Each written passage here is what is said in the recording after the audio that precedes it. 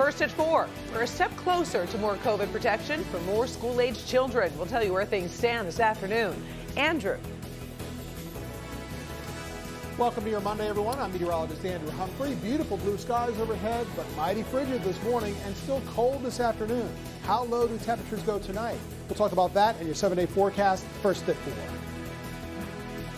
There's a big push on social media for people to donate to local shelters this January. I'll explain why this is happening and why now. Local 4 News starts now with a breaking news alert.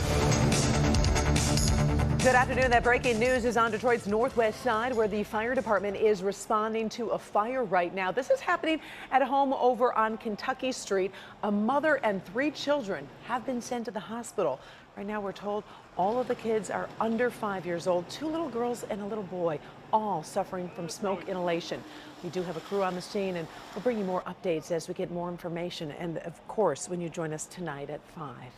Also, first at 4, we have Michigan's newest COVID numbers. Booster shots could get another boost, and we're all struggling to get back into some kind of normal routine during the Omicron surge. Today, normally a huge back-to-school day, but we are seeing differing approaches as districts carve out different paths to keep students safe. Michigan just announced more than 61,000 new cases in the past 5 days. It's a daily average of about 12,000. Now remember, that number does not include people who tested positive on a home test, only people who are unable to get a testing appointment. Also, the latest 7-day positivity rate, nearly 23%. Our Dr. Frank McGeorge is keeping an eye on those numbers for us and the COVID situation here in Michigan. The numbers over the past 5 days are actually in line with what we saw last week. Continued high counts consistent with the Omicron surge that we're in. Actually, I think the numbers might even be on the low side of reality, since testing capacity, frankly, isn't keeping up with the number of people that are trying to get tested right now. But even more important than the case count, the number to watch right now is the number of deaths. Michigan, in fact, had more COVID deaths in December than any month of 2021, which is really staggering at this point in the pandemic. Now, coming up ahead at 5, I'll have a closer look at the struggle to keep kids in school in the midst of this surge and some encouraging news about being vaccinated, even if you do suffer a breakthrough infection. All right, thank you, Doug. Now let's get to Kimberly Gill. She's in the newsroom tracking a new step forward when it comes to Pfizer booster shots. Kim. Hi, Karen. Good afternoon. This morning, the Food and Drug Administration authorized COVID-19 booster shots for children as young as 12 years of age. With schools looking to keep children in the class, the booster would offer another layer of protection for those kids and as well as their families. Boosters are already recommended for everyone 16 and older, and now the FDA says the shots are also warranted for children who are 12 to 15 years of age. The FDA also says everyone in that age group who is eligible can get their 3rd shot as early as 5 months after their last dose, rather than waiting 6 months. The agency says real-world data from Israel shows that 12 to 15-year-olds who got a booster 5 months after their second Pfizer dose did not experience any serious safety concerns. Children tend to suffer less serious illness from COVID-19, but hospitalizations are increasing in children, and they can obviously spread the virus to adults. The FDA's decision isn't the final word, though. The advisors for the CDC must now decide whether they will recommend a booster for the younger age group. CDC Director Dr. Rochelle Walensky is expected to make a ruling later this week, and of course, we'll keep you posted. For now, Karen, we'll send it back to you. All right. Thank you, Kim. Sure Appreciate thing. it. Well, parents and students already know today's back-to-school plans vary from district to district because of COVID. Here's a snapshot. The state's largest district, Detroit Public Schools, has canceled classes through at least Wednesday. It's launching a testing campaign for employees to see how safe it will be to bring students back.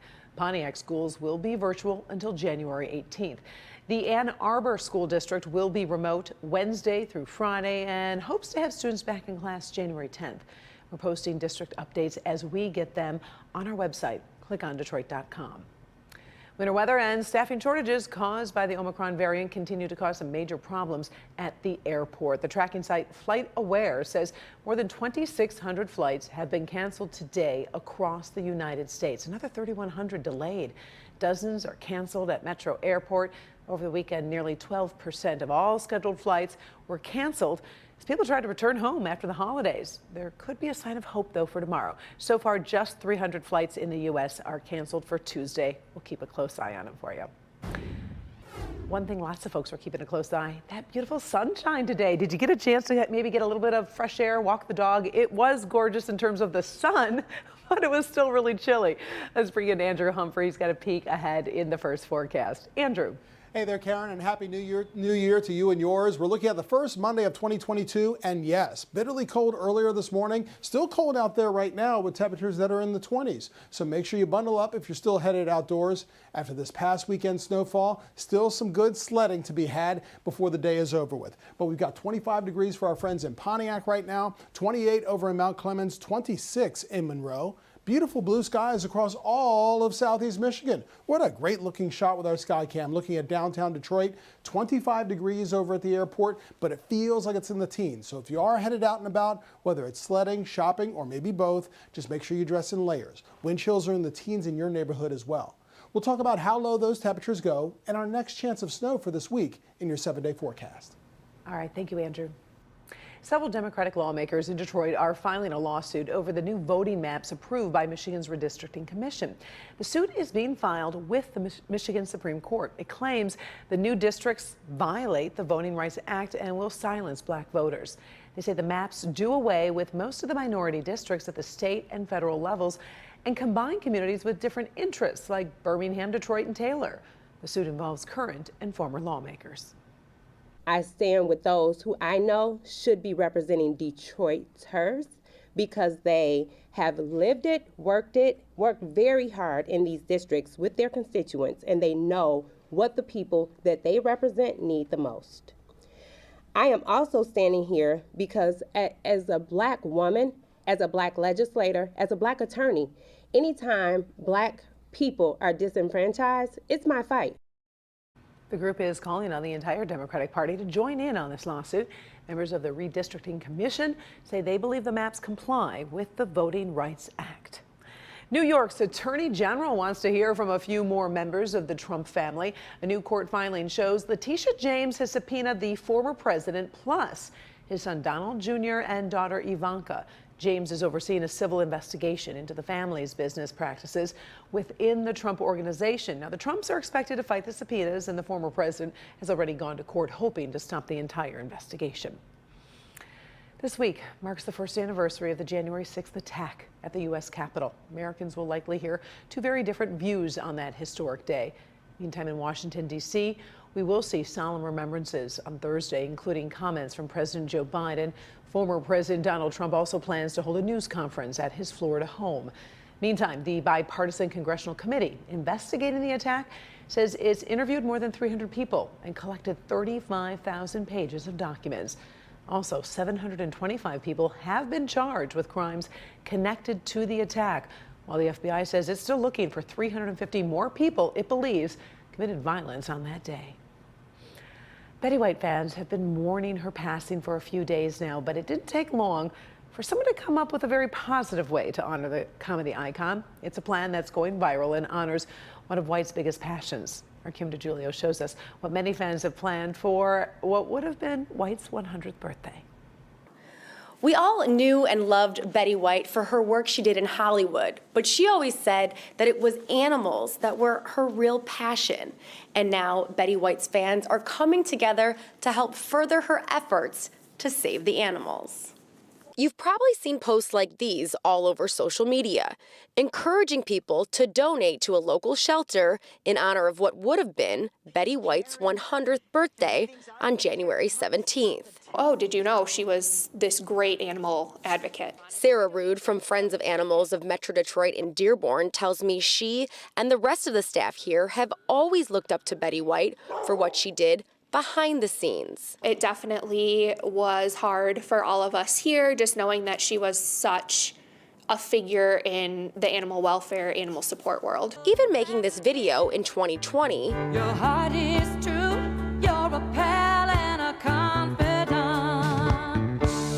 To thank the shelter's volunteers and donors. So we had all of our staff members film part of the Thank You for Being a Friend song. Now they're bringing that video back to honor the late actress and help further her cause. And we will have a dedicated memorial page set up where you can make a donation.